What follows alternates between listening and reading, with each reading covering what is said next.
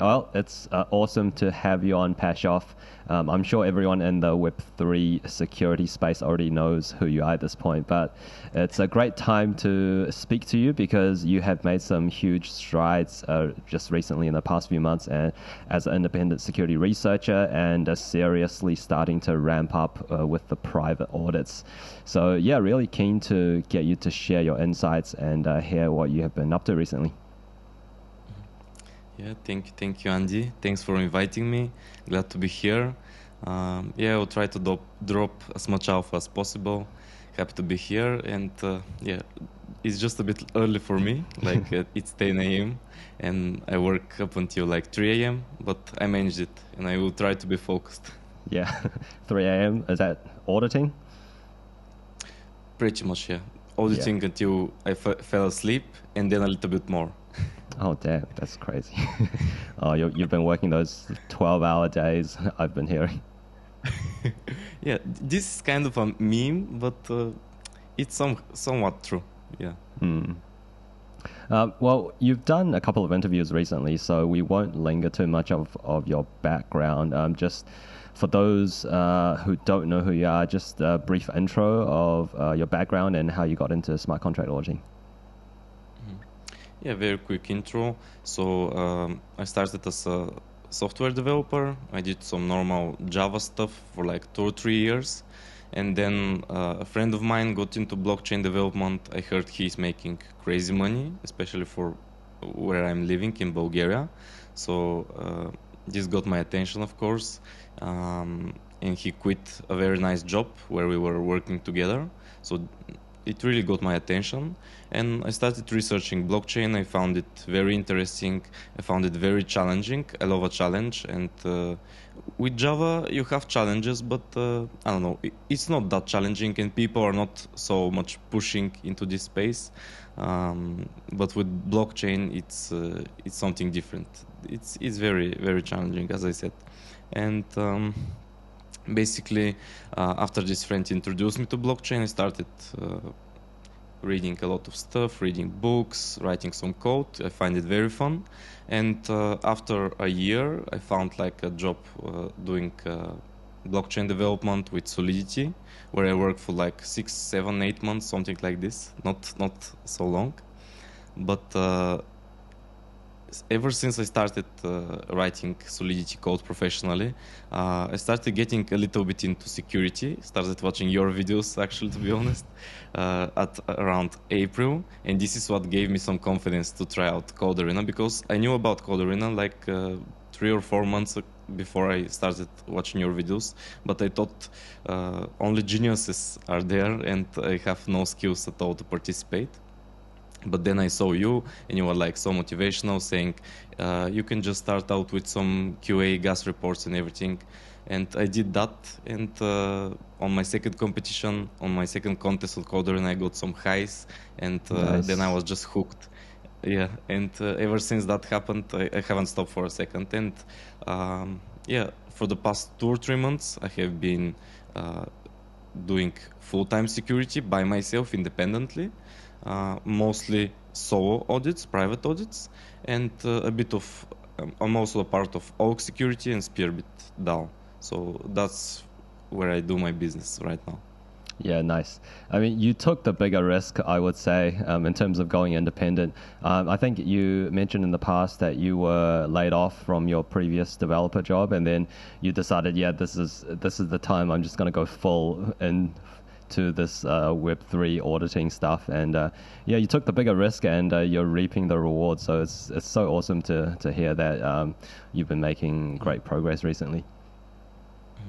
Yeah, it worked out, at least for now, and it was a crazy challenge. I mean, it was a hard choice to make because yeah, I got laid off from my last job. I was doing well, but I guess I was putting a lot of time and attention into security, and my bosses did not like that much because, of course, they want me to be focused on their product. It's normal; they're businessmen. I would probably do the same, but yeah, they were like, do you want us to help you get a new job? Do you want to introduce you to some security companies? We know you have big interest in this. And I was like, I will see what I will do. And I was thinking day and night if I should risk it. But I don't know, I'm young and I have a lot of... my personality is very close to taking risks. I like taking risks, and I don't know, it's very close to my mindset and view of life as a whole. So I tried it, and I didn't have too much money saved up.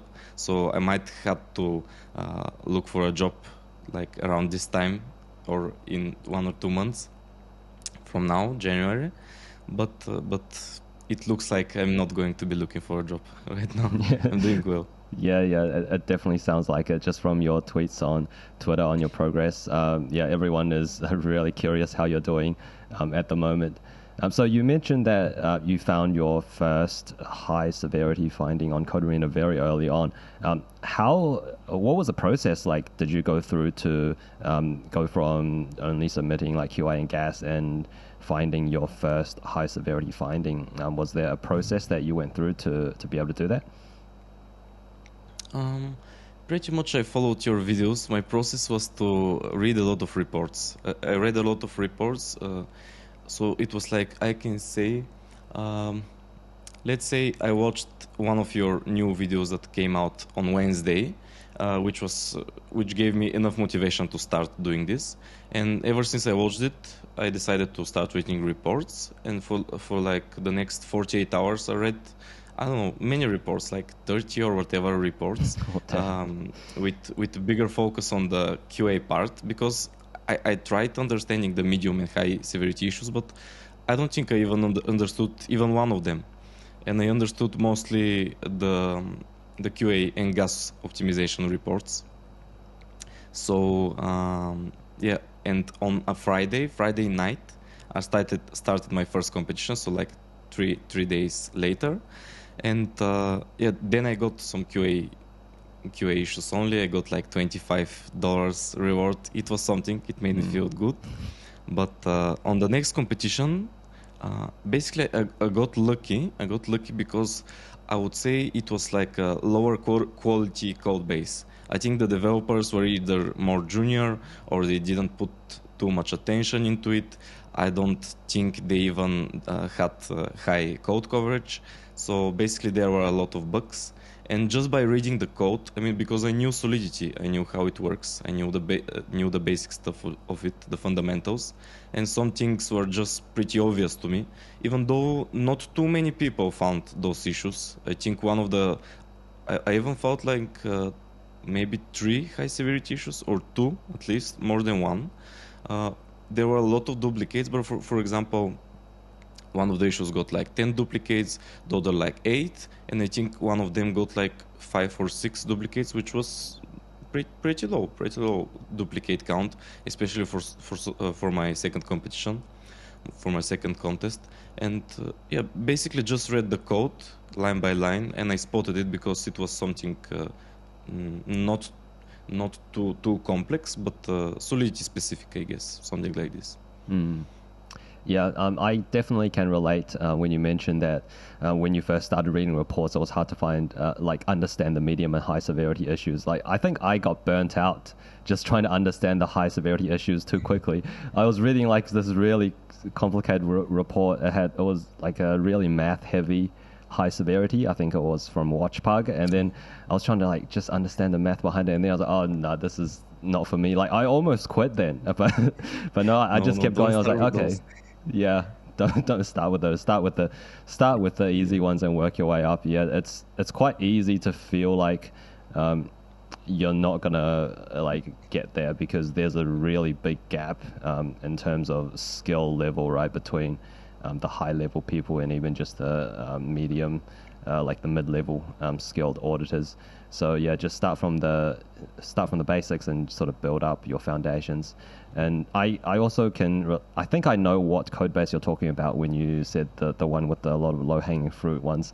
I don't remember the name off the top of my head, but yeah, I also found a couple of highs and mediums off of that one. And I think that one was the one where I got the backstage role for finding your first high severity on Code Arena. So then you can read like the audit findings as soon as they come out, which at that point, it was pretty smooth sailing, and that was a lot of help.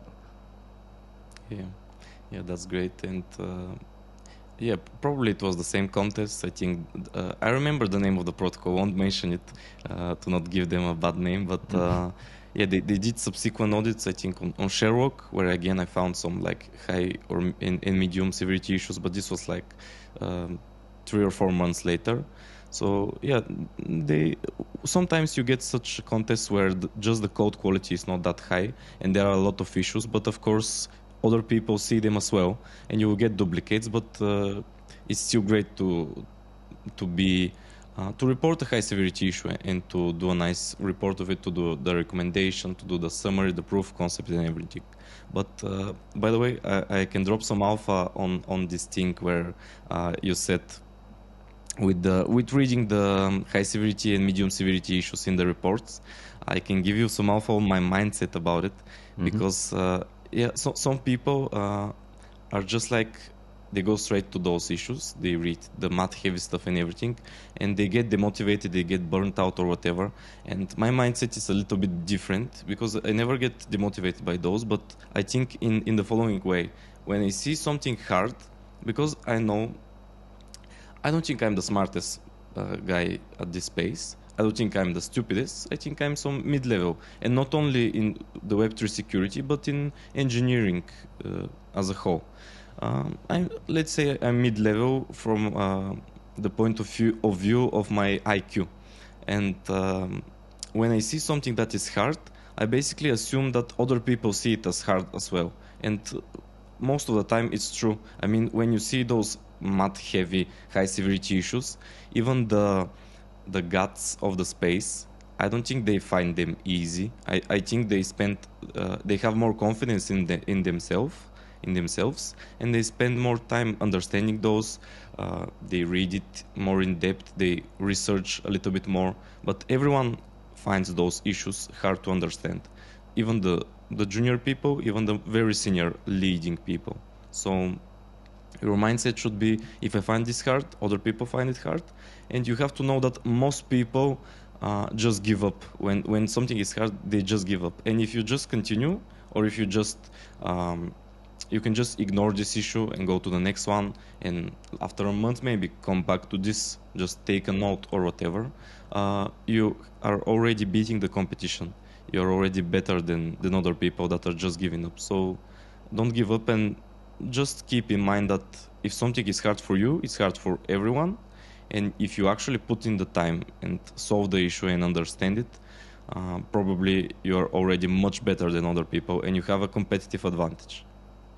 Yeah, that's a really good tip. I mean, there's a reason why some bugs are unique, because it's hard and only 1 or 2 people are able to find them, right? So yeah, getting hung up on just the one particular issue that's really hard to understand, you can just loop back to it. I found, so I was reading Code Arena reports, I found them a bit too hard. I went back to Securium, and then I came back to Code Arena reports, and then I found everything much easier. So it's sort of really trying to find that difficulty level where you're able to understand it and it's still challenging, and then that's at the point where you can make progress and learn. Of course, totally agreed. You have to find your place where it is the spot where it's enough challenging so that it's actually interesting to you. You're actually learning, but not that hard, so that you can actually make progress. You have to find that state, and when you find it, just push, and you'll get a lot of progress. A lot. Yeah, nice. So do you have any advice in terms of reading audit reports? I've seen some people post on Twitter recently, like they will review the code base for like a couple of hours and then go to the report. Do you do anything like that, or do you just go straight to the report and then sort of work your way backwards from there? I was about to write a thread actually on this, but I never got to it, because I don't think even a thread is enough to provide a good information, good value. Maybe it would have to be an article to do it properly, but I can give a pretty quick advice. I can tell you what I did. That's what I can advise on. That's what I can say it works. Because some people sometimes ask me stuff that I haven't even tried, and I cannot advise on those stuff. That's my mindset. I try to only advise on stuff that I have done and have actually worked out for me. So I can tell you my strategy, what I did. Basically, when I'm reading a report, I never open the code first, because that would be very time consuming. I mean, in this space, you have to leverage your time. You have to use it pretty well, because there are like countless amount of reports. There are a lot of issues that you have to learn, lots of attacks, and even I don't know. Even if you take a day off to just be reading reports, the next day there will be a few new attack vectors probably that came out. You have to learn about them. Stuff is happening on Twitter and everywhere. So you have to be very smart with your time. And especially on Code Arena, now you have probably next to 100 reports or more. I have no idea. But it's impossible to go through the code of all of those before reading them. So what I did is basically, by the way, maybe my suggestion if you start reading Code Arena reports is to start reading from maybe around February or March 2022, because before this, I don't know if the reports were very high quality. I think the judging process was a bit different. A lot of issues that might have to be like low severity or QA issues got like high severity or whatever, or medium. So rules changed, the Code Arena community changed, and the judging process. So probably it's best for you that you start reading reports after March of last year. But anyway, that's what I did. Basically opened all of the reports that I wanted to read in another tab on Google Chrome, and just started going through them. And I basically, I think you gave that tip in another video, to start from the bottom up, to start from the gas optimizations and the QA report before reading the medium and high severity issues. I think this is a very good tip for beginners. Very, very good tip, because if you know Solidity well and you know a little bit of how the EVM works, you most probably you understand the gas reports pretty easily, and the QA reports as well. And in the QA reports, usually you have a lot of common issues, some stuff that you see in every project, and sometimes you have some low severity issues, which might be project specific, but usually they are much easier to understand than the medium and high severity issues. So this is a great spot for beginners where they can challenge themselves and learn a little bit. And then of course you get to the medium and the high severity issues, where, as I said, if you find something very hard, first of all, be certain that it's hard for everyone that is reading those reports. And if it's very, very hard for you, if it's close to impossible to understand it, just skip it, no problem. No problem. Most people skip it. Trust me. I mean, the very hard high severity issues. There are not many people that understand them. Believe me, if they were, there, I don't know, they would have been found from much more people, but they weren't. I mean, most high severity issues that are very complex, I found like from 1 or 2 researchers in a contest. So yeah, keep that in mind. And yeah, if it's very hard, just continue, go to the next issue, go to the next report, and you'll come back to it in a few months if you need. That's a pretty interesting approach. I think my approach is similar. I don't usually read the code before reading the audit reports. I just jump straight into the reports. I think the sort of mindset around that is comes from, like, for example, in language acquisition, you have comprehensive inputs, right? That's like reading the language or listening to the language, and then you can comprehend it, and that helps you learn the language faster. And say in terms of so like Web3 security, if you see a lot of vulnerabilities and it makes sense to you, it's sort of like you get to file those away to the back of your brain somehow. And when you see similar sort of patterns in other code bases, you just kind of remember like, oh, I've seen that before. I'll go back and have a check and see if this is actually a legit issue. And that was definitely really helpful in finding like my first highs and mediums on Code Arena. Yeah. I think, I don't know where I heard this concept, but I heard that the best way to learn a language is the way of immersion. So you basically immerse yourself into the language, like do everything in this language. For example, if you're learning English, you have to watch movies in English, you have to get your news in English, watch YouTube videos, speak to your friends in English, read books in English, everything, and you will be learning much quicker. So it's the same with security. If you start doing everything around security, start reading a lot of reports, spend your time on Twitter or whatever, you will be surrounded with security everywhere, and you'll be seeing some vulnerabilities very often, and they will just become second nature to you, I guess. And one other thing that I read in some book, it was like it was something like intuition is nothing but compounded experience, something like this.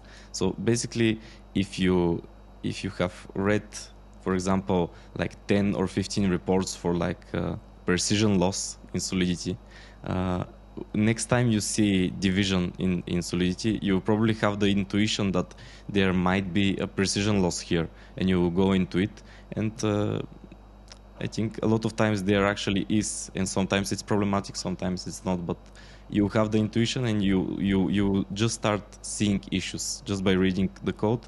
You will be feeling stuff, you will be getting them. So yeah, like I spoke to Jackson on a previous video, and his audit process is going through the code the first pass, just writing down where he feels the code might have some issues, like based on his intuition, right? So yeah, that's definitely a way to sort of build up your intuition. And also the focused hours, I like to mention, like you mentioned this in a previous interview as well. I think it's just all about the amount of hours that you put in, literally. People say they're not getting better. It's probably because they're not putting in enough hours, I would say. In the very beginning, I was only doing Code Arena and studying this part-time. I was like spending like 10 hours a week or something like that. And yeah, the progress was there. Mainly, I guess, because Code Arena competition was a lot easier back then. But just when I was able to actually start my job at an auditing firm and be able to do this full time, I've actually just felt in the last month my level has increased quite a bit since before I was able to do this full time. So yeah, like focused hours. Do you want to give your thoughts on that a bit more and expand on that? Yeah, I just noticed this ever since I started doing even software development. I noticed that people that put in more hours are just progressing faster. I think it's just common sense, pretty much. It's pretty obvious, but people don't do it. And I said that exactly in my last interview, I guess, that if you see someone who is not doing very well, if you see someone who doesn't have great progress, you just know he is not putting the hours. You just know it. It's impossible. If someone is putting like 10 hours a day, trying very hard at security, trust me, he will progress. No way, no doubt. But yeah, it's the people that are not putting many hours that get bored. Some people are even writing under my tweets, how do I get motivation? Like, I don't know, if you don't like it, just don't do it. I don't know. I like it. I like we get great rewards, monetary rewards, and it's a pretty competitive space. You meet a lot of smart people, so I like it. But yeah, you just have to put in the hours, and you have to enjoy it, I guess. If you don't, the competition will just beat you, and things are moving very, very fast here, very quickly. 2 months make a crazy big difference, especially in my case. For example, 2 months ago, I didn't know where I was. I did my first SO audit. I'll talk about it a bit later, but I did my first SO audit for like a three-digit payment in US dollars, which was pretty low. And now I'm doing much more than this. And I think exactly 2 months. It was exactly 2 months ago. So things are moving very, very fast, and you have to be moving fast. Speed is very important here. Yeah, and like how much progress you make really relates to how much effort you put in, and definitely like your journey in this space shows that you've been putting in massive hours. You started Coderina after me, and you are doing very well at the moment with your ramping up your private audits and all that. And you joined Spearbit as well recently. I think it was the end of like 2022, was it? Yes, it was just before Christmas. It was a pretty hard process. I tried joining even late summer, around August, but then they switched up their interview process or whatever, and it took a long time, but I finally got accepted. I was very happy with it. Spearbit is one of the best communities for researchers. I think I can even say that they're just a tier one company, in my opinion, when it comes to audits. I think they're competitors to the most big companies in the space, like Bits, like other such companies, Open Zeppelin, and yeah, it's very nice to be part of this community. I joined late December, as you said, and I already did an audit, by the way, because that was their intention.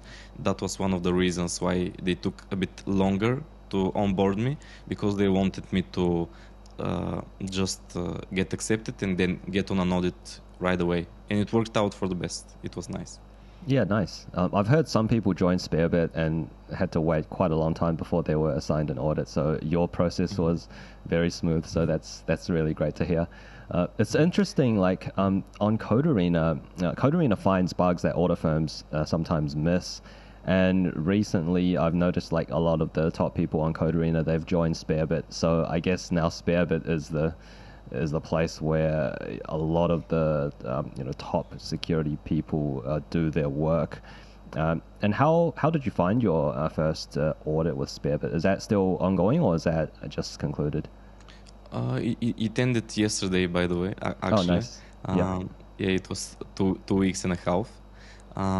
Yeah, what can I say about this? I think it's normal because Spearbit pays very well, really well. It pays like 20K for the lead researchers, which all the lead researchers are like in the top 10 of the Coderina leaderboard or whatever. I mean, not all, but most of them. And they pay really good. You have a certain payment of 20K per week, and they usually work like 2 or 3 weeks when they are on an audit. So you have time to focus on it, and you are paid very well. You don't have to do like 2 contests in parallel on Coderina to make that kind of money. And the incentivization part is a bit different, because on Coderina, when you get duplicates, you share the reward, but on Spearbit there's not such thing. It's more collaborative. You have to work with the other people, even mentor the more junior people. So it's pretty different, but the money are there, I think, which of course is a great motivator for people in this space. And even not just for the lead researchers, the normal security researcher position at Spearbit still gets paid like 12K a week, which is crazy high. You do like, if you work every week of the month, you get like 50K a month, which is crazy salary. But of course, you do not work every week of the month. You have other competition. There are a lot of security researchers in the company. But if they start getting more and more business, you'll probably be busy every week. So that's great. And I think that's the main reason that people are moving there.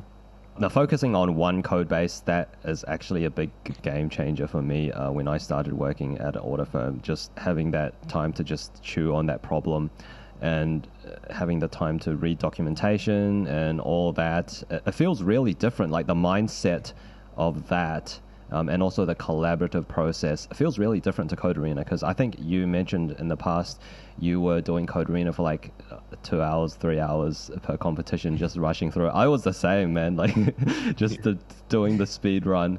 And when you get to focus on one code base, you actually get to improve a lot, and especially with that collaborative process. Yeah, it's entirely different. It's just on Code Arena, you're incentivized to do this.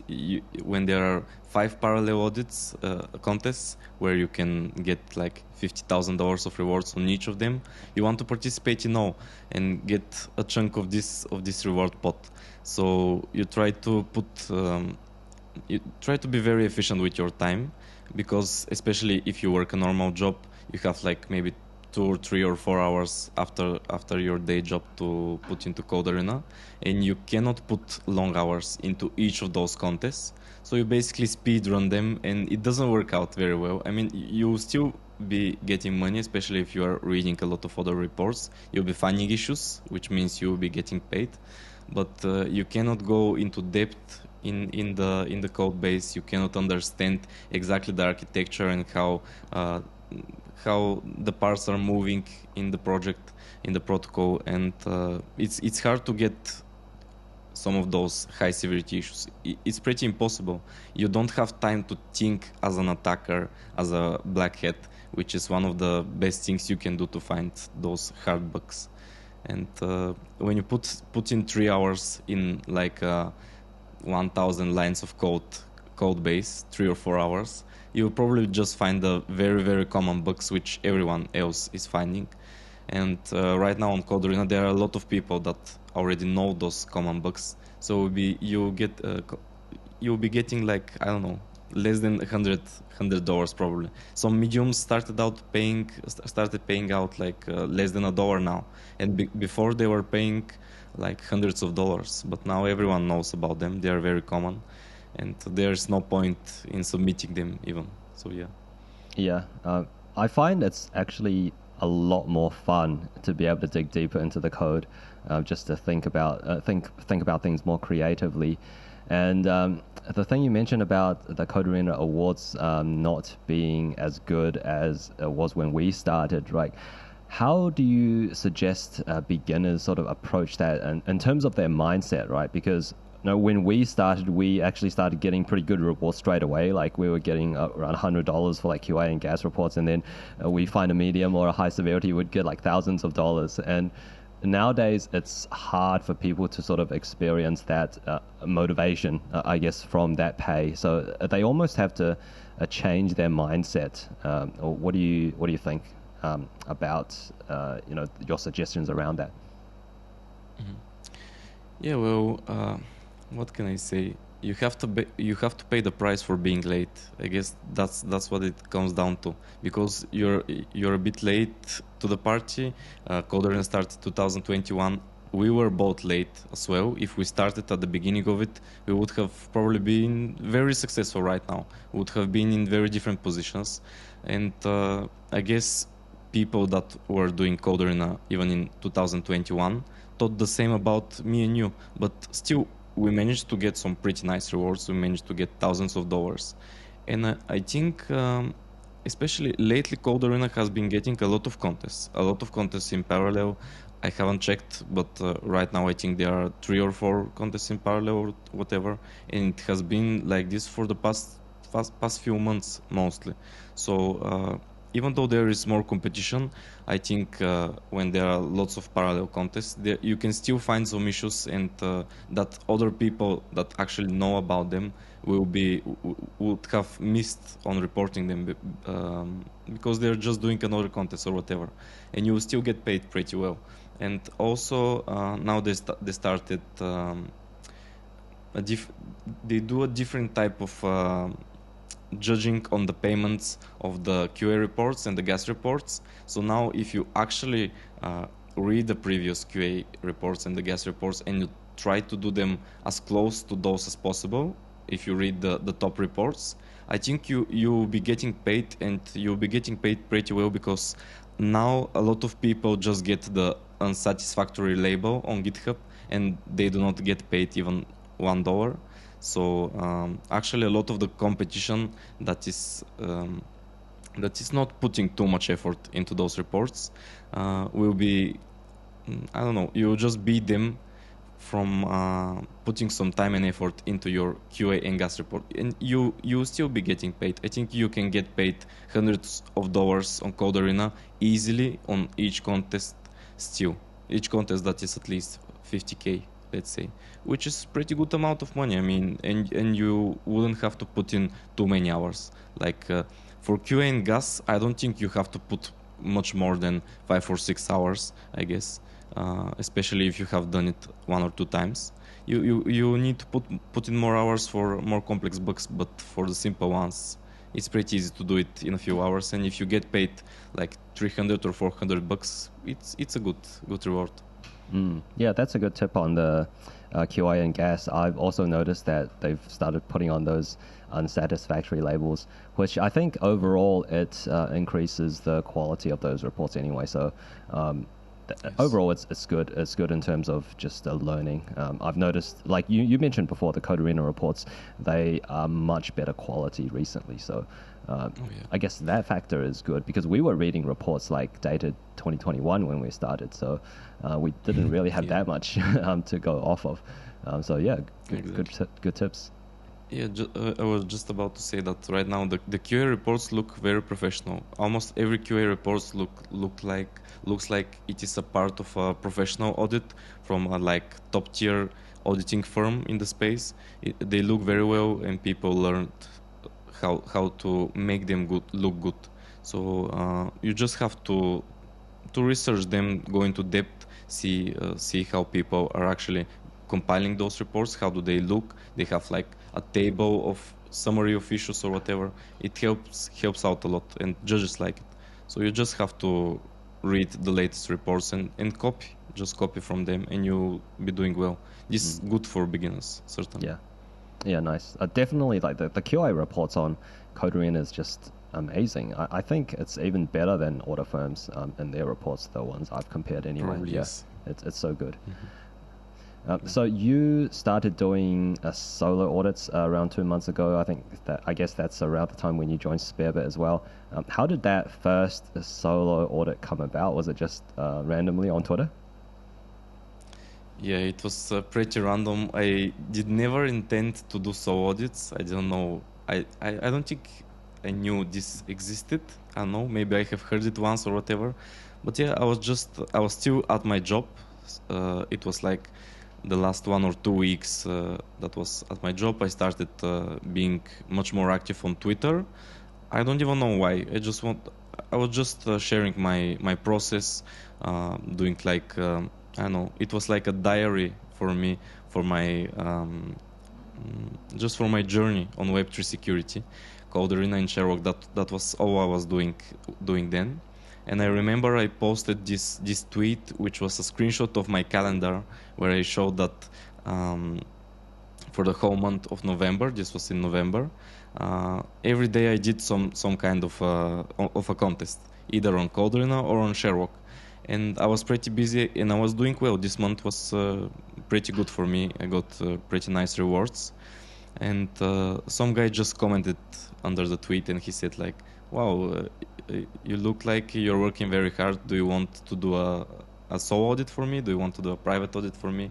And he didn't have much budget. He had this self-funded protocol, but I have never tried this. And he was like saying, yeah, I will pay you $100 an hour for 6 hours of work, something like this. This is my budget. And that sounded great at the time. I thought I'm getting a very good deal.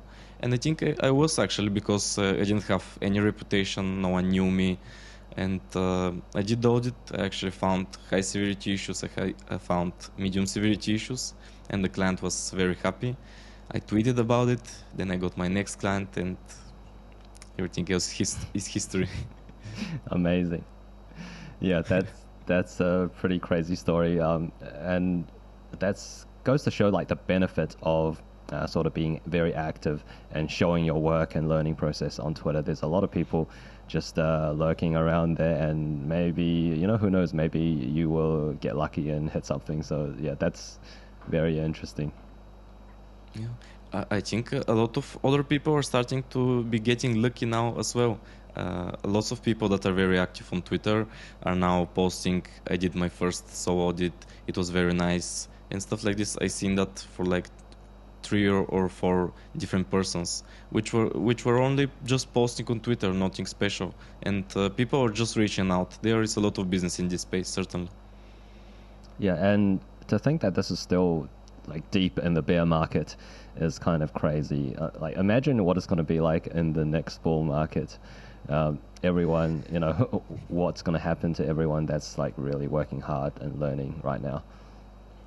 Yeah, I think everyone is feeling this. Everyone knows things will blow up, and a lot of smarter people that have more of an entrepreneurial mindset are thinking in the direction of how do I scale? How do I scale this business? I want to get more business, but it's just impossible. I mean, if I want to provide a good service, if you want to provide a great service in the auditing space, you have to be very focused in your audits. Otherwise, you just report the common issues, like some stupid stuff, and the clients won't be happy. And this is the biggest problem in the space for the businesses. It's just pretty hard to scale. It's not impossible, but it's pretty hard. And I think a lot of people are trying to tackle this problem right now, because when the bull market comes, we just won't be able to keep up. I mean, I don't know, you'll be getting multiple audit requests each week probably. So it will be impossible just for a single person to do it. Yeah, I think I saw one of your tweets recently. You were sort of pondering how to go about scaling private audits. And yeah, I think Coderina is going to scale quite well.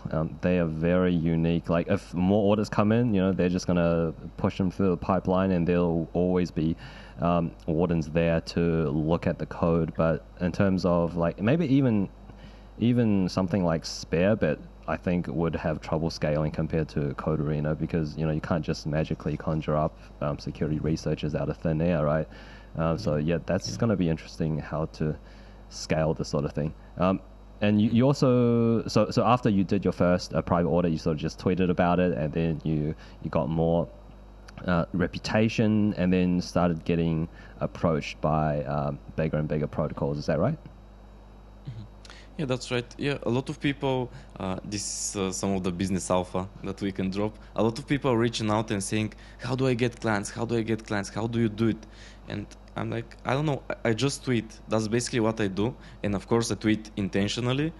I don't know if I have been learning sales or marketing or whatever. I do most of the things naturally. I like to watch such content on YouTube about marketing and sales, but nothing too specific about security. But I don't know, what can I say?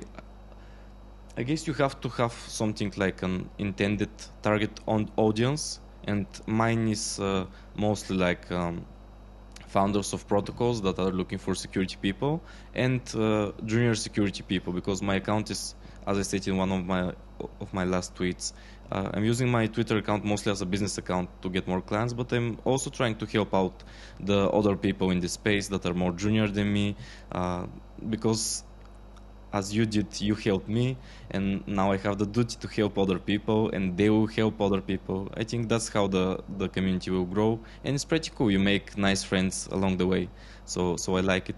But yeah, you have to have an intended audience, and you have to satisfy them. You have to give them what they are looking for. Some people are, I guess, you can be trolling on Twitter, you can be shit posting or whatever, and it's fun. It's fun, especially in the crypto space. In crypto Twitter, it's fun, and you'll get a lot of people responding, but you probably ain't going to be getting much business from it. Or some people are tweeting too much stuff about themselves, about their day. It's perfectly fine. I mean, Twitter is such a social media where you can do this, but I think Twitter is a great marketplace as well.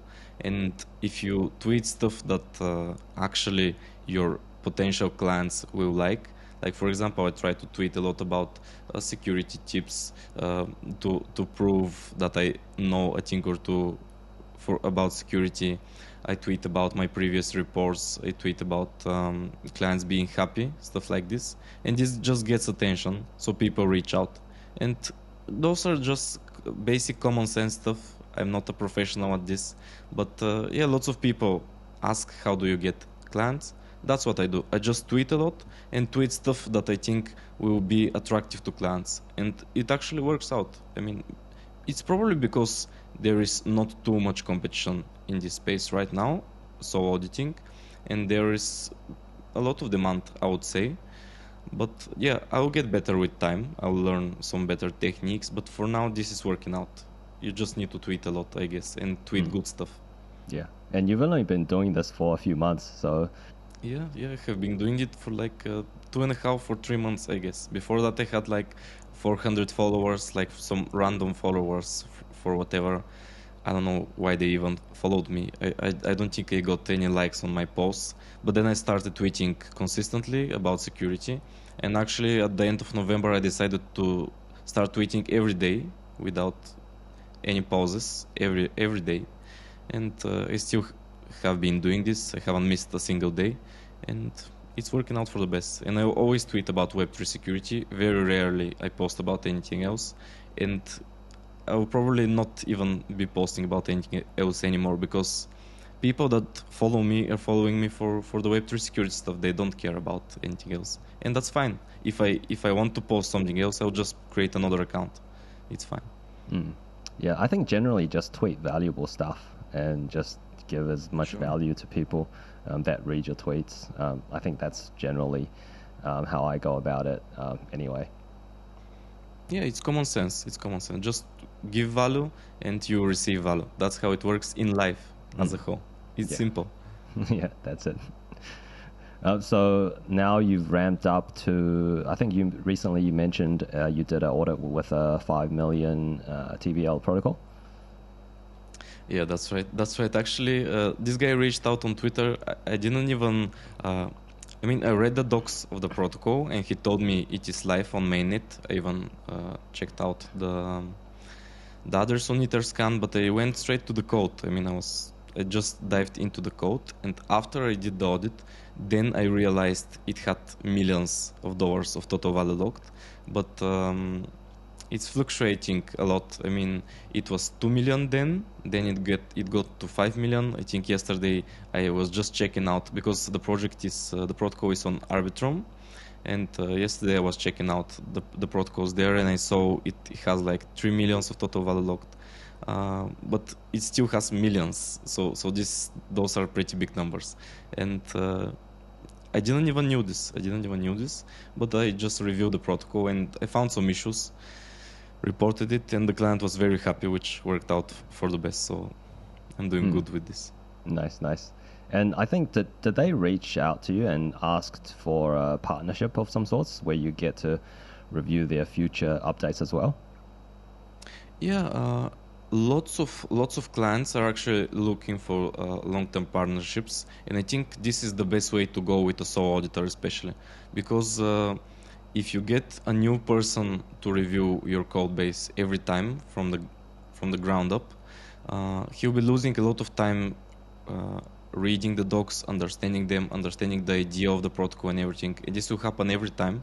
But if you get one person that, of course, you have to like how he works, you have to like the value he provides you, you have to be satisfied with this. But if you get this, only the first time the person would have to understand the protocol in depth, and the second time you work together, it will be much easier.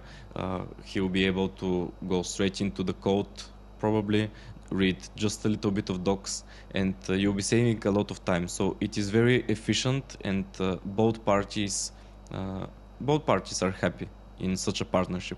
So I think that's the best way to go if you are a protocol and you will be working with sole auditors. So yeah, this protocol in particular, most of the protocols are actually speaking about partnerships, and we don't sign a contract or whatever. It's just we're just speaking about it. But this one in particular even wrote a Medium article where they said, I have this on my pinned tweet in my profile or whatever. They said that I did a great job and they want to do a continuous partnership, continuous review process where every code that they write before it goes on the Arbitrum mainnet, it will be reviewed by me, which is pretty nice. And right now we are speaking with this particular developer about the second round of reviews, which is pretty good. As I said, I think both parties are happy in this sense.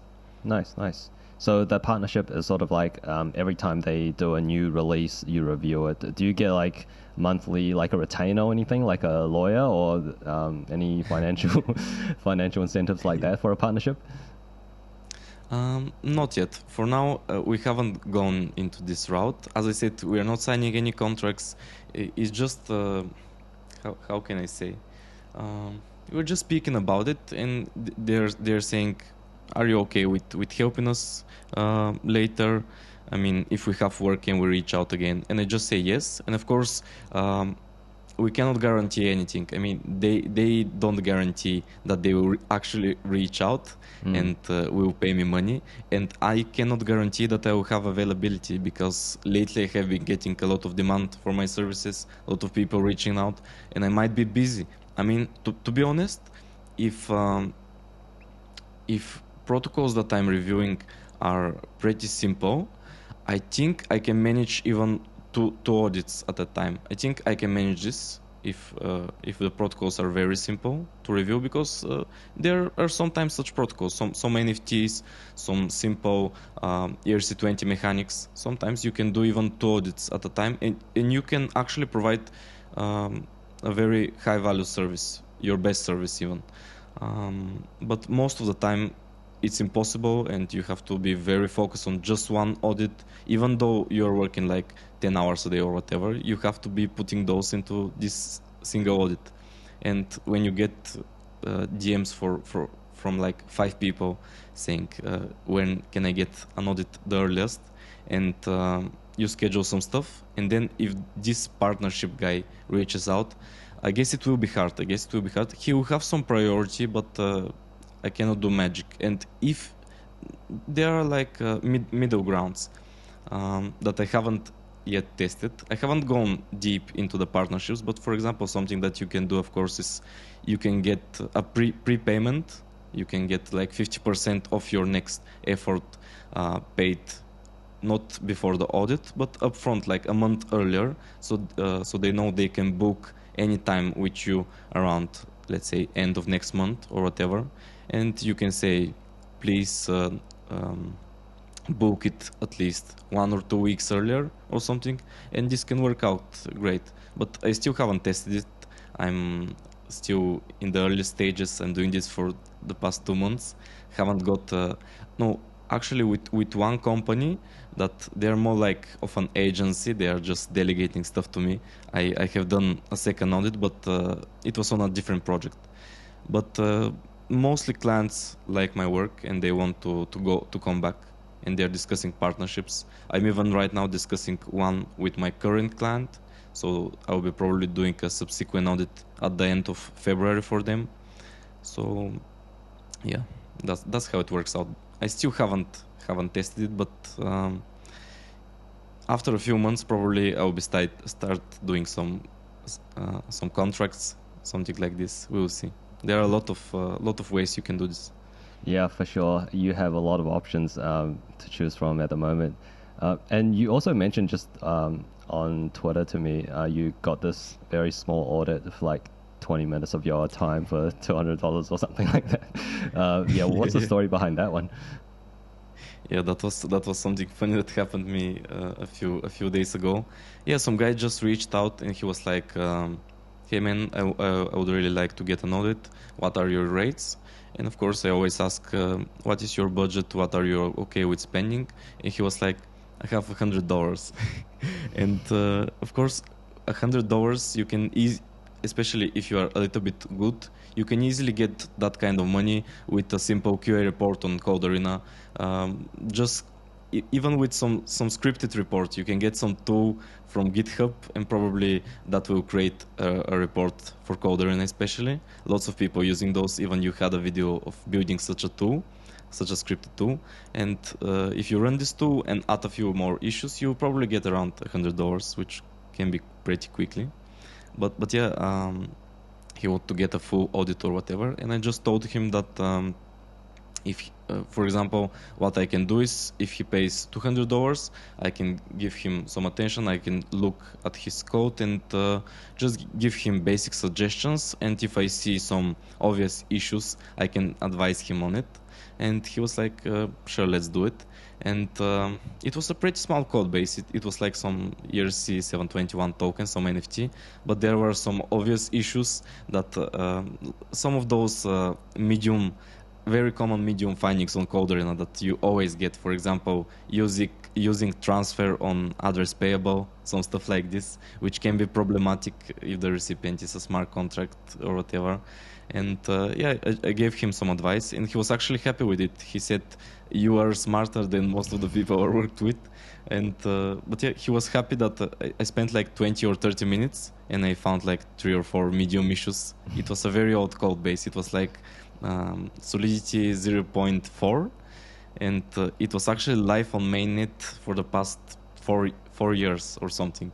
Oh wow! But yeah, he was happy, and he actually wanted a full audit, but I think he has a much lower budget, and I'd love to help, but of course I have to be smart with my time, and have to be building the brand and the business. So we will see if we will be working together. But it was fun getting $200 for like half an hour of work. It was fun. Yeah, sounds interesting. So, Yeah. how do you spend your days these days? I've seen memes of like you do 12-hour study days. Certainly, you can't be studying that long every day now that you're busy with the private audits. Like, what is your sort of distribution now between work and study? Yeah, so between work and study, it's hard to say. Every day is different. Every day is different. I don't have a routine right now. I'm not working a normal job. My life is I like my life right now. It's very different from before. What can I say? For example, I can tell you now it's Thursday, but on Monday or a few days ago or whatever, on Sunday or whatever, I started this solo audit that I'm still on, and I was free this day. I didn't have to go out of my apartment or whatever, and I decided to completely focus on it. And I put in like when I looked at my screen time on the MacBook, I saw at the end of the day around 2 a.m. I saw I put in like 15 hours or something. I was at the laptop doing very focused work, and I can tell you like probably seven or 8 of those hours were pretty much focused auditing. I managed to do this, but like 3 or 4 more hours I did researching. So it was a great day. I was very focused this day. I worked very hard. But for example, for the next day, I had to go to my kickboxing workout. Then I had to look at I had a lot of errands to do, a lot of tasks, small tasks. So I managed to put in like 2 or 3 hours of auditing, and I did not do researching at all. So every day is different, but I try my best. And most of the days, actually, I managed to put in like 8, 10, even more hours into both studying and actually auditing.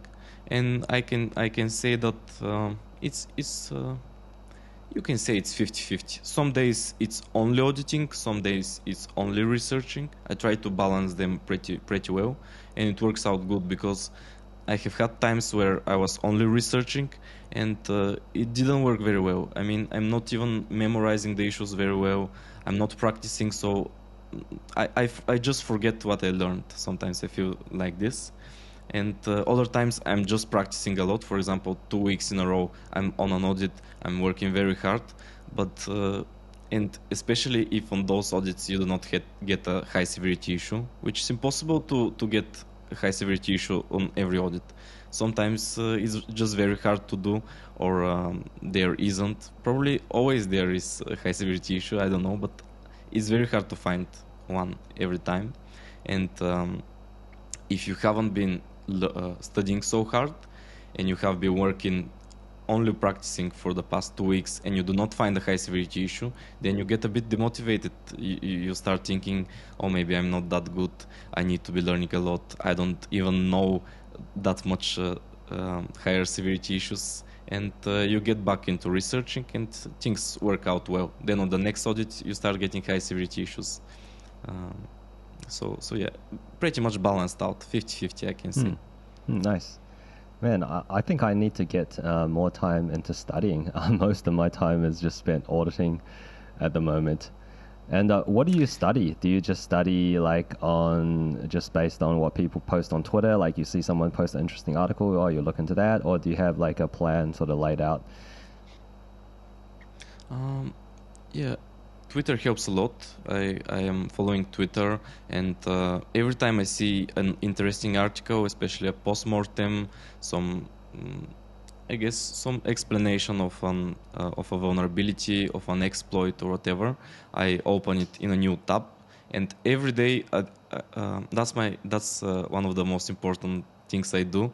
Every day I have a goal of closing some of my tabs in Google Chrome. I mean, I'm not favoriting pages because you never go into your favorites. At least I don't. I don't go into those pretty often, but.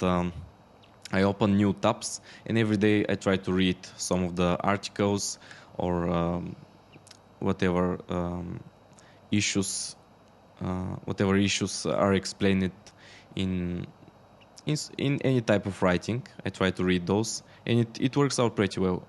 Like I can tell you, again, I try to split it, and you can say it's pretty balanced. I read a lot of reports. I try to read one report, for example, from Code Arena or from Sherlock. I read a lot of reports from Spearbit, which are pretty close to the Code Arena reports, I would say, because most of the people on Spearbit are coming from Code Arena. And I read some reports from the top tier companies as well. And after I read one of those reports, I go to read a Medium article. And those Medium articles are sometimes very time consuming and very hard to grasp, very hard to focus and read the whole article.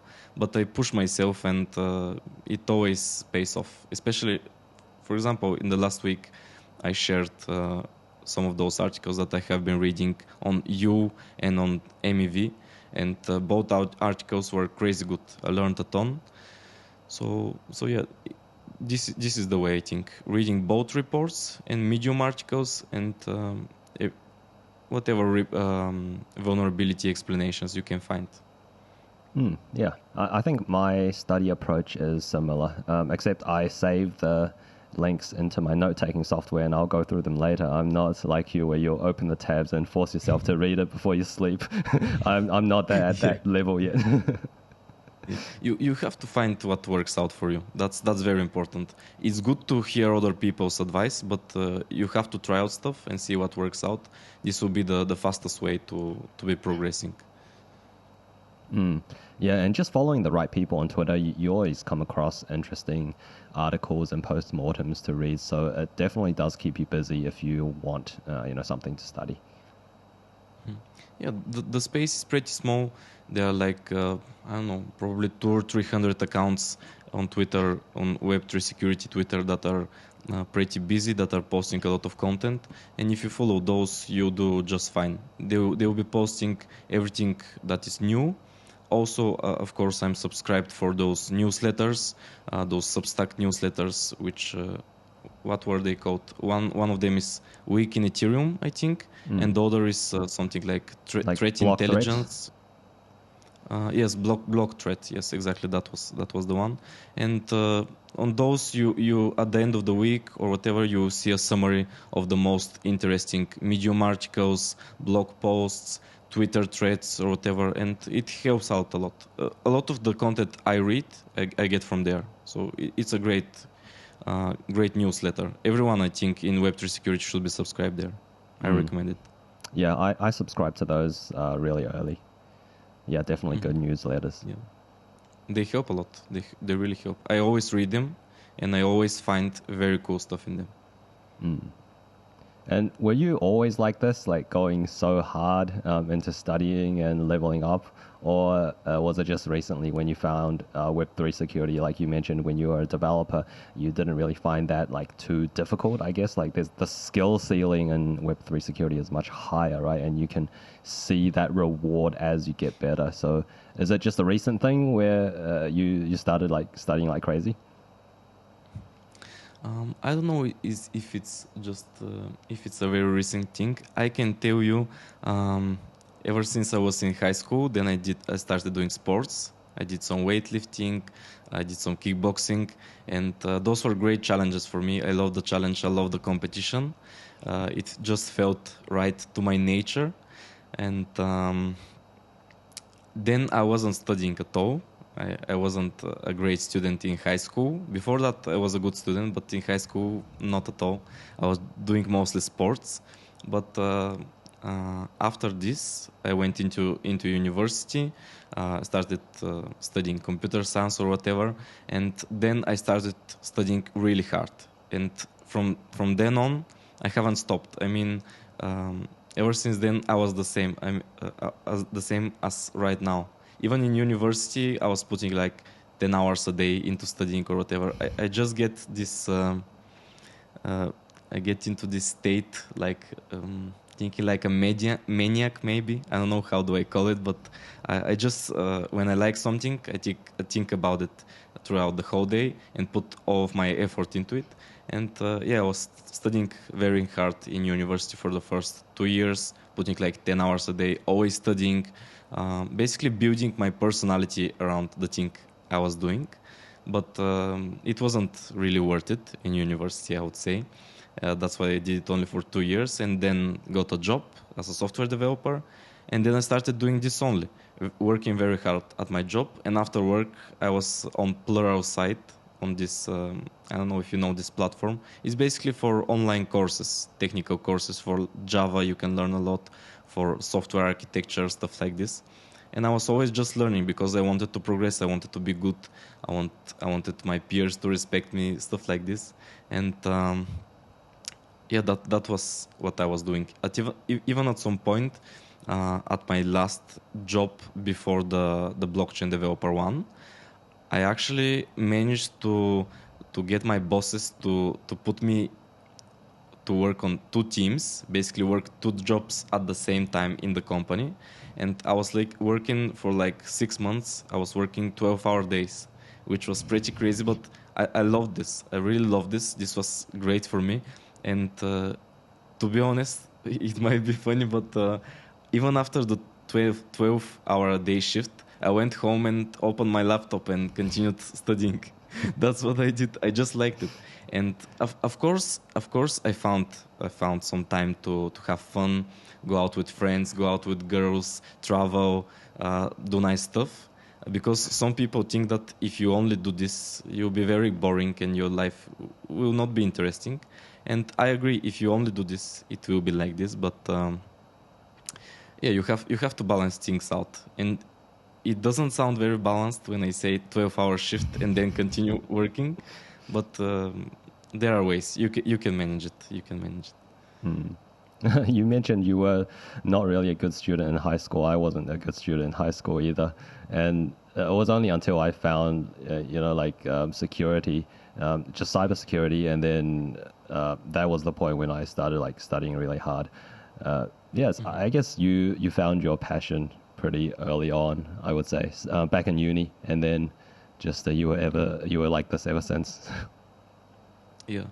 To be honest, in high school, I was not a good student. I got mostly bad grades. But even before high school, around 7th grade, between 7 and 8, I decided I want to do some software or tech stuff or whatever. I just knew it was a great career choice, and I have already decided this very early in my life.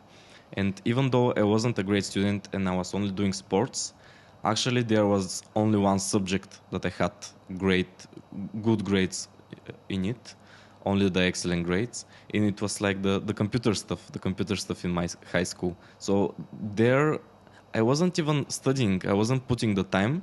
It was just that I was focused in class. I mean, in class I was not playing with my phone. I was just actually listening to the teacher. I had a great teacher for this computer science subject in high school. And when I was focused and when I was solving the tasks at class, it worked out great. And I had excellent grades and I liked it. And even then, I knew that this thing is for me, that I like it. Nice. So you are pretty much an independent security researcher now. You work a lot by yourself mostly.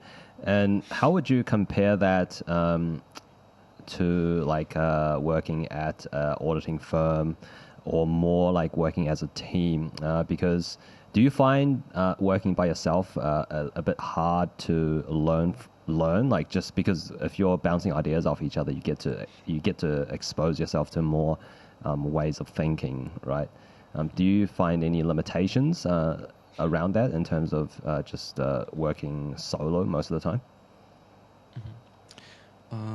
Certainly, there are great benefits in working in a team.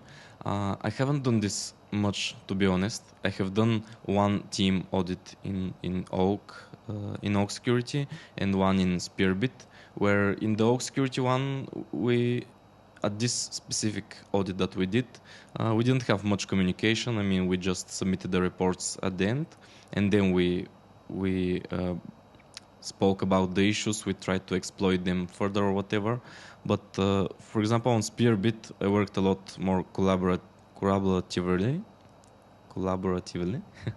and lots of people there were very helpful, especially the lead security researchers. They were speaking about some different attacks. I tried to help out a little bit, and especially with the processing on Spearbit, it's much different. I mean,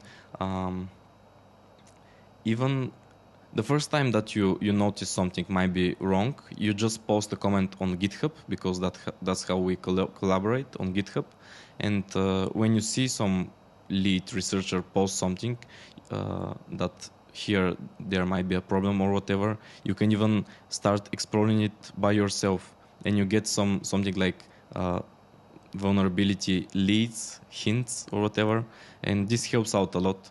And of course, when you find something and you actually feel that there is a problem, but because this has happened to me before, even on one solo audit, I put one issue as lower severity just because I didn't know how to exploit it. I wasn't sure, and I actually tweeted this once, that projects should fix low severity issues as well, because sometimes the researcher that did the audit did not know how to exploit this code smell, this bad practice or whatever, but a black hat might know how to exploit it. So it's very dangerous. But when you work with someone that is much more senior than you, if you notice something like this and you say, do you think this can be exploited somehow or whatever? And a guy with more experience probably would have seen this already, and he will help you a lot, and you will provide a better service, and you will learn a lot, of course. So, but you will miss out on this if you do a solo audit. I mean, I don't have anyone to ask, do you think this can be exploited? How would you exploit it? No one will put in the time, because he's not on this audit. He would have to get familiar with the code base, and it's much harder to do. So there are pros and cons, certainly, and I'm balancing this out nicely now, because I do solo audits, but I also try to do those with Oak Security and with Spearbit, and I get best of both worlds somehow, I would say. Yeah, nice. I did one audit with Spearbit, and yeah, I love that collaborative process where people pose questions and you answer them, and then get leads and you get people to confirm your findings and all that. It just like helps your thought process a lot more, I think. Now, what was your key takeaways from your recent audit with Spearbit? Did you have any, really important things that you learned from that audit? I can say I worked with Gerard, for example. He's a lead security researcher, and I saw that he goes into depth, but in a different way. He goes really, really into depth. I mean, he's drawing diagrams.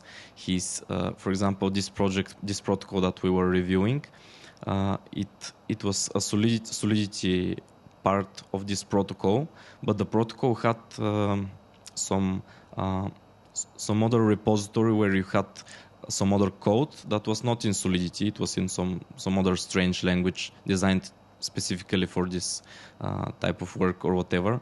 And he even took a bit of time to understand the architecture, how the two how all the moving parts in the protocol work, and I found that really interesting, and it helped him, I guess, understand the protocol better and even submit some higher severity issues.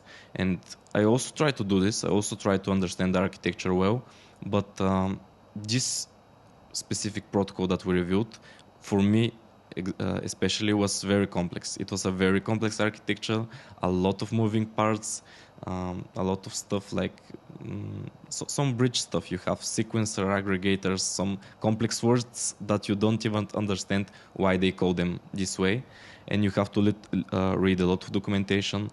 But I guess experience helps a lot. I mean, when you have reviewed three or four bridge protocols before, it helps a lot, and you get things much quicker. You understand them.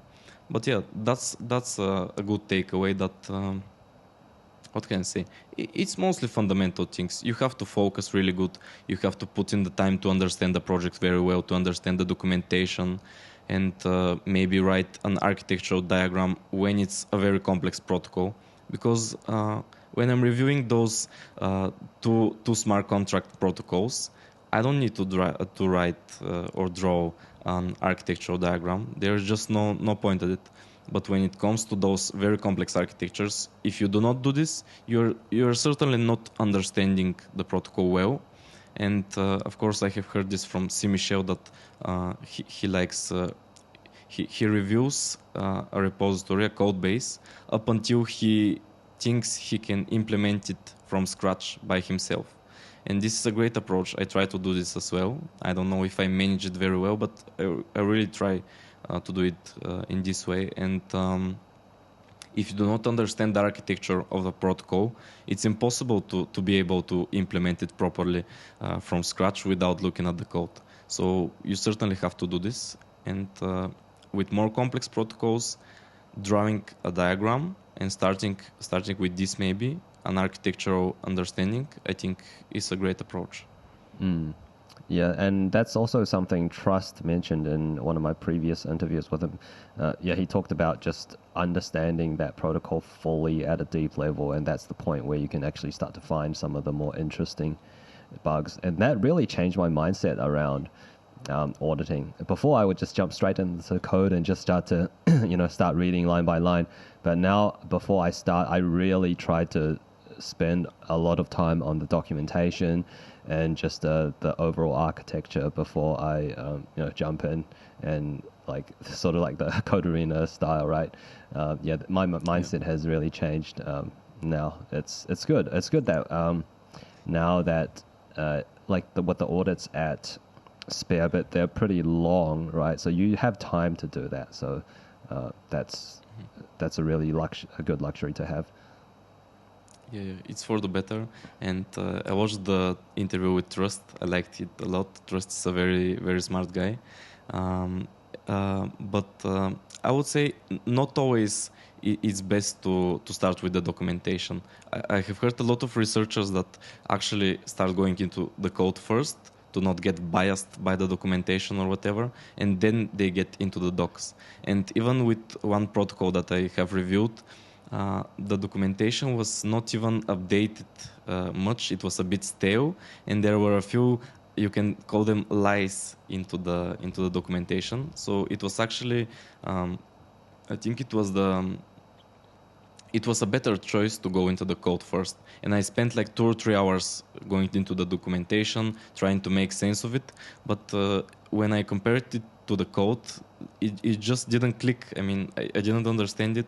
Why were those stuff coded this way? It says there is this contract, but there isn't, or whatever. And then I just went into the code and I started understanding it. I started understanding the architecture and everything. And then, for example, you can go back to the documentation, and I think you understand the documentation even better as well. So there are different approaches, and that's why I don't talk much about, for example, my auditing process, because it's different every time. And as far as I know, almost every security researcher has a different process. So I don't know. You just have to you have to calibrate it based on the protocol that you are reviewing, I guess. Yeah, I think if I jump into the code first, it seems a bit too detailed, and I'm not exactly sure what I'm looking at.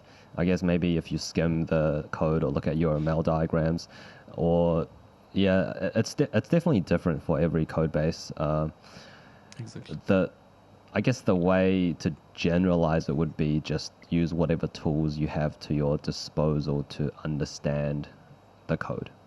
Essentially, that would be a first step, I think. Sure. If it's something crazy complex, you certainly have to start with the docs, because you'll be reading gibberish. You won't understand what's happening. But if it's just a normal DeFi protocol, something that you can see in a fork of some other projects that you know, or an ERC721 token or whatever, you can just go straight into the code probably and then get back into the docs. Both will work out. So in terms of the private audits that you've been doing, are they smaller code bases compared to like the C4 and the Spearbit code bases? Mostly yes, I would say. I don't know. I did one of the audits I did was like 2,000 lines of code. This was a pretty big one. This was very hard to do. I spent like 2 weeks on it, and yeah, it was a really complex project. Some decentralized betting, but most of the audits I'm doing, they are like some of them are like 300 lines of code. Some of them are like 600 lines of code, but they are not very big. I would say most of the audits that I do can be completed in like 3 or 4 days, even with the report building and everything. But it varies. For example, especially lately, the past few days, I have been contacted by a lot of different protocols, and some of them are very big. For example, yesterday I spoke to one protocol that they have a like almost 3k 3,000 lines of code for in their repository. So it would be much more complex to review this, especially where they have some more interesting features. They have something like leverage, staking, vaults. They have everything, and especially lately, I have been getting bigger clients. Certainly bigger clients have been reaching out, but so far I have been working mostly with smaller code bases. It varies. It varies, I would say. Nice. Yeah, I've noticed in most of your reports you've got high severity findings, and it's pretty cool that you can still find like high and mediums quite often, just even in small code bases. Yeah, I don't think the code size decides if there are more or less issues. I would say mostly the developer's seniority and his understanding of security is the biggest factor in this, because even one of my latest audits was very small.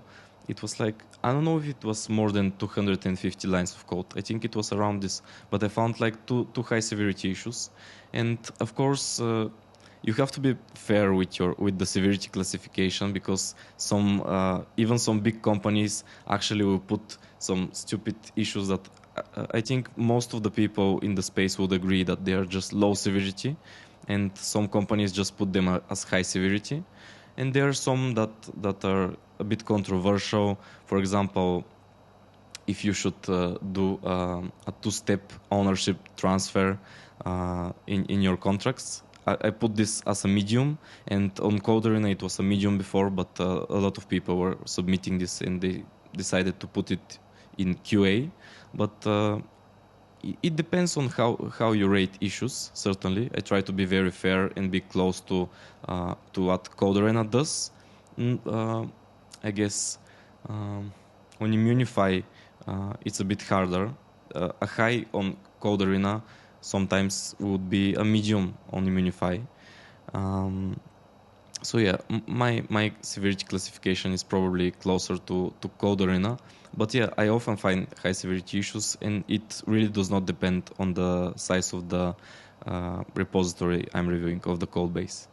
Even sometimes smaller code bases have much more issues than bigger ones.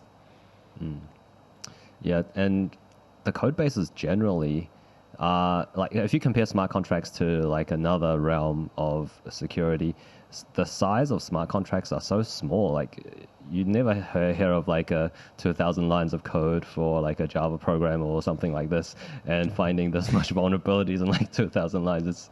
It's really different. Yeah. Yeah. Yeah, it's entirely different, but when you have those complexities of the EVM, and when you know everyone in the whole world, whoever can call those external functions, the complexity gets much higher. So that's why we have a lot of issues. Yeah. So you mentioned Immunefi. Have you tried Immunefi, or are you sort of thinking about trying your hand at Immunefi? I'm mostly thinking about it.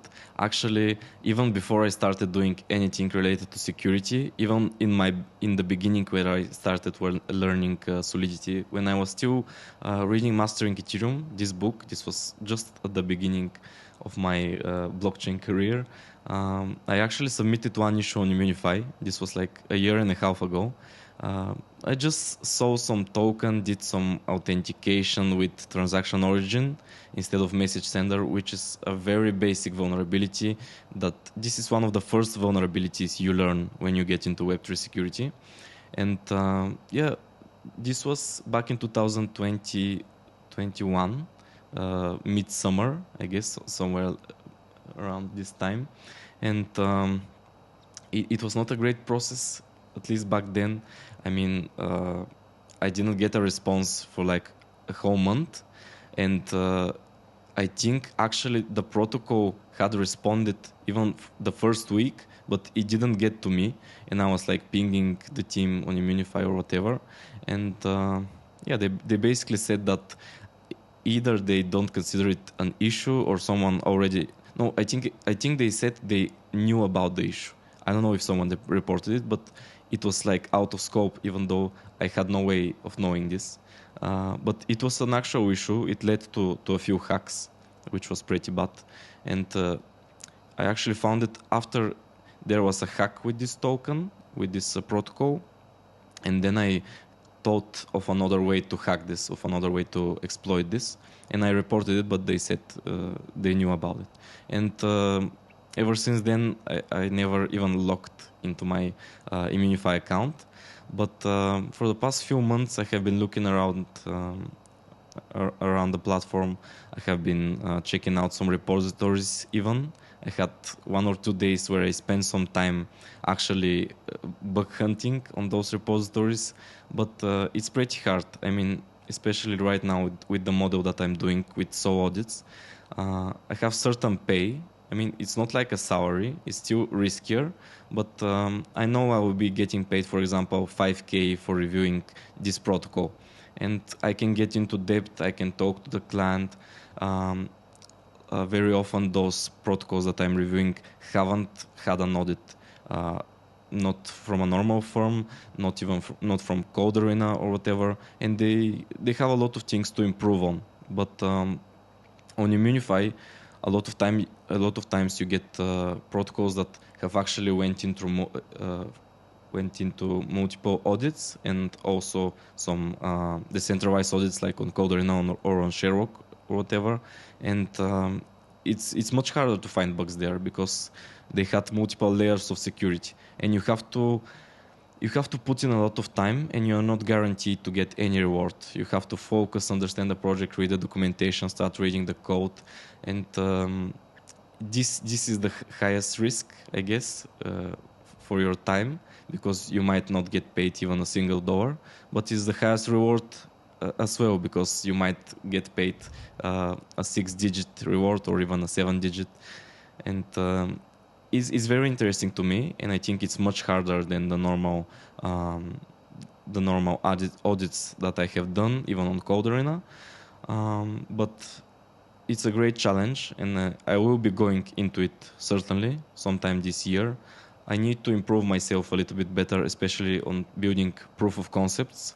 I need to improve my skills with Foundry, because I have been using mostly Hardhat so far, but I like Foundry a lot, and I can't wait to get into depth with it. I think I'll need probably a week or two to be writing nice proof of concepts with it. I don't think it's hard. The tool is made for developers, by developers, for developers. So yeah, and yeah, I think Immunefi is a great platform, but you need to be more skilled. It's no coincidence that there are not a lot of people doing Immunefi. Yeah, Immunefi is definitely, it feels more of a hit and miss. Sometimes you get lucky, and sometimes, you just find a bug in a protocol that just refuses to acknowledge whatever. So that always sucks. Yeah, I agree. I agree. It's hard. It's hard, especially imagine if you are working a normal day job and you want to make some money on the side, but you can be spending 3 or 4 hours a day, and months can pass, and you might still have not made even a single dollar. And this doesn't mean that you are. It doesn't always mean that you are closer to getting that payment, because if you don't find a vulnerability in a protocol, no matter how much you understood it, when you move to the next one, you have to start over from scratch, from zero. So it's pretty hard, and you have to have a lot of motivation, to be very perseverant, and it's not for everyone, certainly, but the rewards are very high. So I think a lot of researchers that have the skill will be heading this way.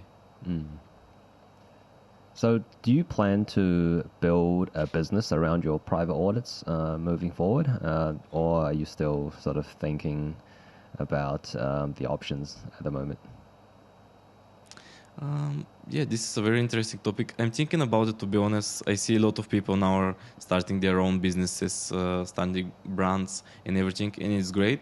I'm thinking about this as well. It's a pretty cool thing, and I think I can manage it. I haven't been at such a position in my life, never, ever. I'm 25 years old right now, and I have been only a software developer for like 3 or 4 years. This has nothing to do with managing people, managing a brand, uh, leading a company. Nothing to do with this. So to be honest, right now, because I think you need to do two things very well in security. You need to be a great security researcher, of course. You need to find those critical and high severity vulnerabilities. You need to find them, otherwise people are not paying attention. And of course, you need to be a good salesman to do good marketing. You need to have a nice brand. If you do those things, those are the basics of any business, of course. But yeah, if you do those things, you probably make it in this space specifically. So right now, I'm still building my security skills. I think I'm progressing every day, and it's great when you can feel it. It's great when you know, actually, when you remember 2 months ago where you thought you were starting to do well.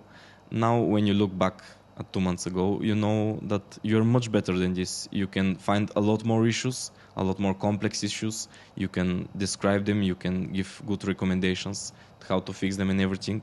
So that's the road I'm on right now. I still need to become much better.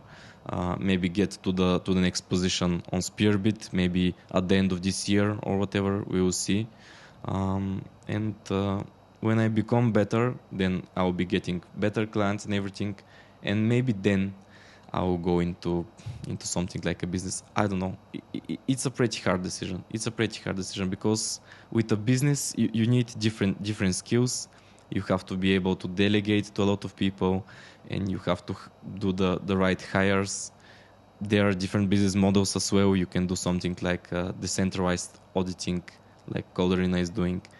It's hard to do, but I'm thinking in this direction. I will probably be spending the next 5 years in this cybersecurity space. At least that's what I'm expecting, because it's very lucrative, it's very innovative. There are a lot of smart people here. It's interesting, it's fun. So there's no other way. I don't think I will be getting a normal job ever again. And for now, I will be doing the sole auditor business, but probably I will start growing soon. Nice. I think that's a good approach because we are in the bear market, and just focus on growing your skills And when the next bull market comes, yeah, we'll see what happens. It's going to be interesting nonetheless. And you can assess your options when that happens. 100%. I'm not rushing it. I know I'm still not at that level that I want to be, because when you compare yourself to the guys at the top, the guys who are winning the contests, and you just know you're not there yet. But if you are learning from them, if you are reading their reports, especially on Code Arena, or saw audits from other auditors or whatever, you can get to this level. You can get to this level, and when you watch such podcasts and other content on YouTube and on Twitter, you can get there. You just need to put in the hours, but you do not have to rush it. I make good money now, so I don't need to make this crazy big company that's a competitor to the tier 1 companies from tomorrow. It will happen. Maybe I'll meet other people, I'll make nice partnerships, I'll get a co-founder or something to launch some cybersecurity business. We will see. There are lots of options, but one thing is for certain: I will be working very hard and honing my skills to become a great researcher. Nice. Well, you say you don't feel you're at the very top level yet, but a lot of people know who you are in the community, and they respect how far you've come in your journey. So how did you go about making all these connections, industry connections, like Trust, Jackson, and all that? Did you go about like any particular way, or did it just naturally occur from your Twitter and all the rest? So it actually started in an interesting way. One of your latest interviews was with Drave. I think that is how you pronounce his nickname, Drave. And this is a very, very cool guy. I met him on Code Arena. I saw I saw he was doing very well, and I messaged him. I DM'd him on Discord. When I did my second contest or whatever, I asked him if he did this contest and stuff like this. And he was very helpful to me. He was very nice. And we became friends. We have been chatting ever since then. We have been helping each other out, motivate ourselves. And at the beginning, when I started doing security, especially on Code Arena, I mostly reached out to most people that I saw, that I found interesting, that I found that they are very good at what they do. I DM'd a lot of people. I DM'd C. Michel and other people. What was this guy? Yeah, there was this one guy that is another guy on Code Arena that is in the top 10 who I DM'd, and a lot of people that I actually wrote to didn't respond. They were busy or responded in a single word or whatever. And now that I'm getting a lot of people reaching out to me, I understand why this is. I mean, you cannot reply to everyone, and you cannot spend much time just chatting around with people, because especially if you get like 20 DMs a day, if you chat to every one of those people, you won't be able to do any actual work. And our work that we are doing requires a lot of focus, so it's pretty hard. But I mostly reached out. I was trying to ask some interesting questions or whatever and make friends. Just normal stuff like be nice to people, be charming or whatever, I don't know. The book How to Win Friends and Influence People is very helpful here. I think everyone should read it. Those are some basic stuff on human psychology, how to make people like you, and to be a pleasant person to be around. And that's how it worked out. I approached most people that I know myself, and we became friends. I just found the things they were doing. I found them interesting. I told them that I find them interesting and asked for some advice. That's how it worked out. And then when I started gaining some traction, they reached out. They reached back to me, and we started growing friendships. And that's how it mostly worked out. So you need to do interactions yourself. You need to do the outreach, and you get the people reaching out to you as well with time. Yeah, I actually met a lot of people through Code Arena, Discord DMs as well. So I think I took the same approach as you. A lot of the people I interviewed recently was just through like Discord chats and Twitter and all that. Just yeah, through Code Arena essentially.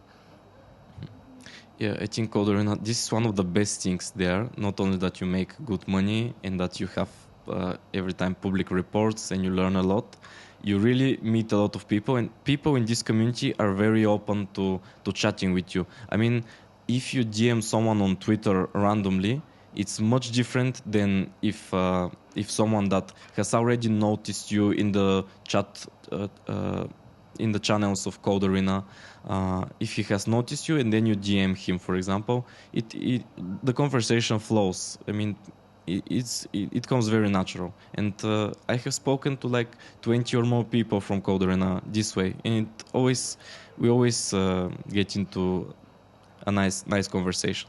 I think Discord DMs are better than Twitter. That's what I can say.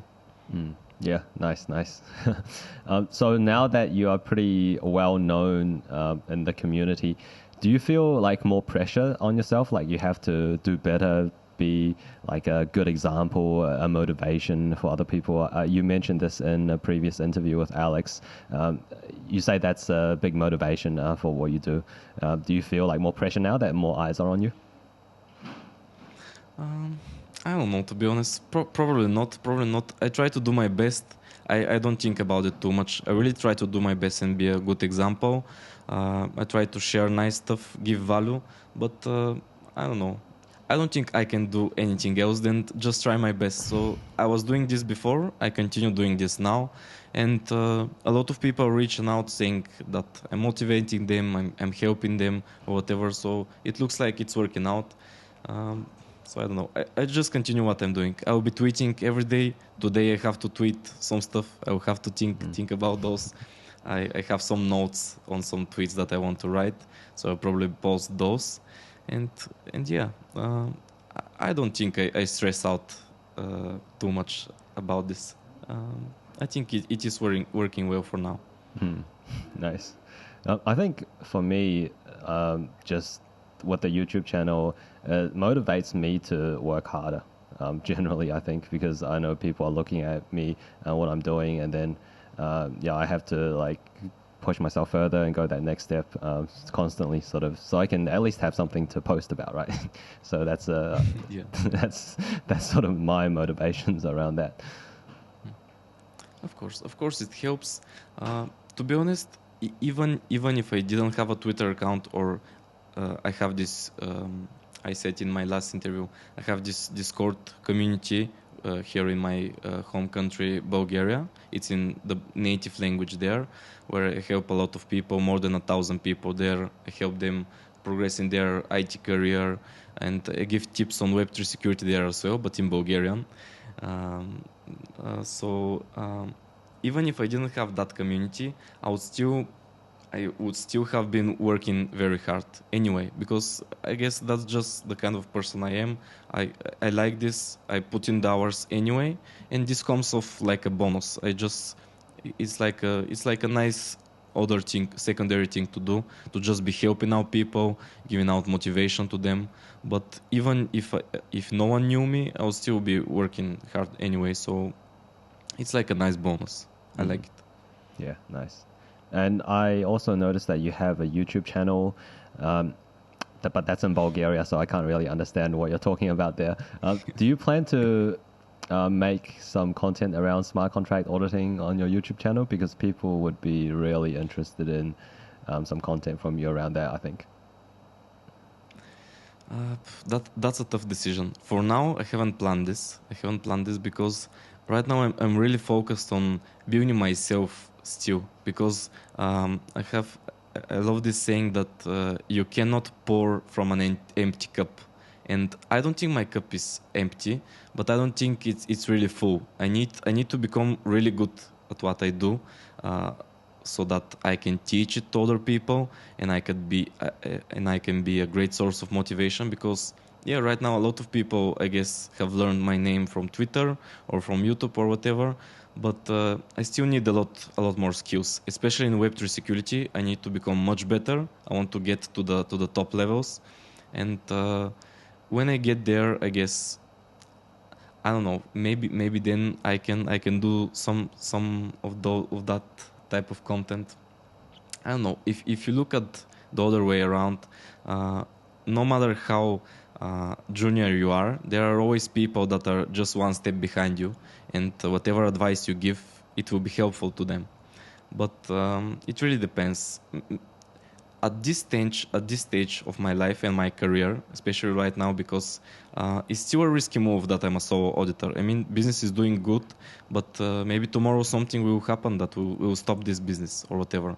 So right now, I really have to be very focused on building this as a business, making good money, maybe even, of course, improving myself as a researcher, meeting smart people, and right now I'm not thinking of doing something like a course or whatever. Even though some people actually reached out for me to build a course for them, to build a course um, for their company, for their brand, to make a nice Web3 training course or whatever. But right now I cannot focus on this. I need to focus on becoming a great security researcher myself. This is the best way. And I'll still be sharing my process and my journey on Twitter, so it should be helpful. But for now, probably not making YouTube content on this. Yeah, like for me, I guess just making YouTube content isn't taking too much of my time because I'm speaking to security researchers. I'm like learning from people as I do these interviews anyway. So I think it's a pretty good way to spend my time. And yeah, some people have reached out to me asking to make a course as well. And I have the same mindset as you. Like I don't feel I'm first of all like not qualified to teach at that level yet, I guess, and also want to spend more time just growing my own skill set before I pursue something like that. So, yeah, I think we are pretty much in the same mindset in that. Yeah, of course, you have to make smart business decisions. After all, this is why we are in this space, and of course, it's great to help the community, but this comes as a secondary after your business, and yeah, it's still great to do it. It's still great to do it, but right now at this stage, I need to focus on this, and when things get a little bit better, maybe I will focus more on the other part. But I'm still trying to balance it out, and it works out. I mean, every day I answer to a lot of people on DMs on Twitter. Most of my answers, like 50% of my Twitter DM answers is go through Securing Bootcamp. That's what I answer to almost all of them. And I don't know if Securing Bootcamp is the best for everyone, but I think it will challenge you a lot to research and dig deeper into different topics, different areas, and I think that's the best way. If you open the bootcamp and whenever you see something you don't understand, you spend time understanding it, and if you get to the end of the bootcamp doing this strategy, I think when you finish it, you'll be on a great level. I think better than just a junior, certainly. Yeah, definitely you'll be at the level where you can start to find some issues in Code Arena and start reading audit reports. Yeah, certainly you'll be finding medium severity issues. If you finish the whole Securing Bootcamp and you have actually understood the content there, you will be finding issues 100%. Mm-hmm. Yeah, so Securing Bootcamp, and also, do you have any like other advice for newbies just getting into this? What can I say? Of course, you have to know Solidity. I think that is pretty mandatory. I guess you had Django before. I watched his interview. It was very interesting, and I found it so fascinating that he went from just some data engineer to this crazy guy that is making so much money on Immunefi and on Code Arena, and he said that he even didn't knew Solidity so well, which sounded crazy to me. And I guess some people can do this. I think in the most common case, it would be best. Even I think he said that if he had learned Solidity earlier, he would have made much more money. And I think it's best to start with Solidity, learn a bit of the EVM basics, and then just go through the Securing Bootcamp, participate in Y Academy if you can, apply to that academy. I met a lot of cool people there. Actually, this is where I met Jackson. It was a great place. I met a lot of other smart people there as well. Learned a lot, learned a ton, did my first audits. And right now I see a lot of other communities being built around Web3 security. Join those. I don't even know them right now, but if you follow Twitter, you will find them pretty easily. Of course, try to join Spearbit when you're done with Securium. Probably you will be at a spot where I think you might be able to pass the test if you study a little bit more, the test for Spearbit. So yeah, those are your best moves. But yeah, reading the book Mastering Ethereum is also good. If I forgot to mention this, if you read the book Mastering Ethereum, then start reading a lot of reports and go through the Securium Bootcamp, I think you'll get to a very good level. You don't have to make things too complex. Just keep them simple. Read a lot of reports. Read a lot of Medium articles, and that's the thing. We're security researchers. The word is a researcher because most of the time you are reading stuff, you are researching topics that are not very well understood or very well defined still in the space. So you just have to read a lot, articles, as I said, everything. And that's the way. There's no clear formula. And if there was a clear formula, there would have been much more competition at the space. So take advantage of this. Do not see it as a bad thing. Take advantage. Yeah, that's definitely a good point. There are less structured resources in the space, but that means less competition compared to traditional cybersecurity where everything's all structured and packaged in the course. But if you try Web 2 bug bounties, that's just completely saturated. It's so hard to make any money in traditional bug bounties. Yeah, I haven't been much into Web 2 security, but after getting into Web3 security, especially on Twitter, I have seen a lot of people from this space, and yeah, I noticed exactly this.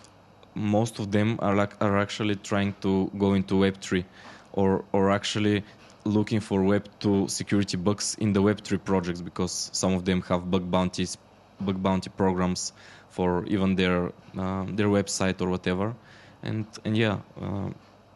The Web3 security space pays much more, and it's much better right now and much easier to start making good money than it is in the Web2 security space. Yeah, 100%. So you have a Twitter account. People should follow you on that. And is your Discord community, does that have English-speaking people in it, or is it all Bulgarian? Not really. I think after I mentioned it in my previous interviews, some people started joining, and one guy that I even did a video call with him. He's a friend of mine from the cybersecurity space. He joined and he asked a few questions in English, and of course, most people actually do know English. They are well educated. They are engineers, and they do know English, and we can be speaking in this language, but it's mostly a Bulgarian community, so I don't know. It wouldn't be the smartest thing to join it. I don't think it will work out. There are much better communities for English-speaking people. I don't know.